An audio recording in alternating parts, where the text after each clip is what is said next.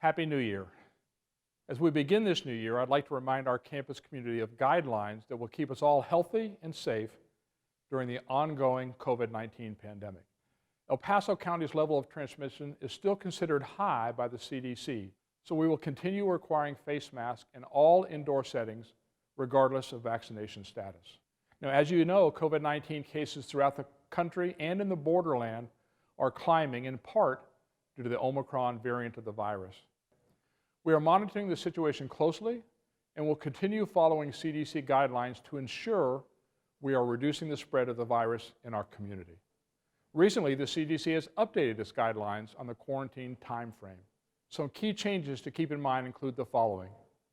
If you've tested positive for COVID-19, you should isolate for 5 days, after which you can return to work if you're asymptomatic or if your symptoms have improved and you've not had a fever for 24 hours.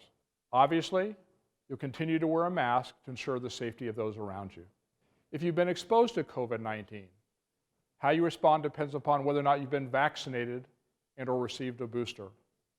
For example, if you've been exposed to COVID-19 and you are not vaccinated or you haven't received a booster shot, you should quarantine for 5 days and plan to wear a mask when you return to work.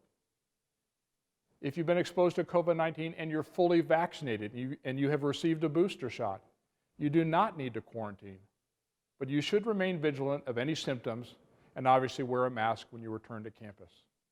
As cases are on the rise, I will continue to communicate weekly with any changes to safety guidelines and COVID-19 updates. For more information on our university safety procedures, notification guidelines, and local vaccination locations, visit our COVID-19 website.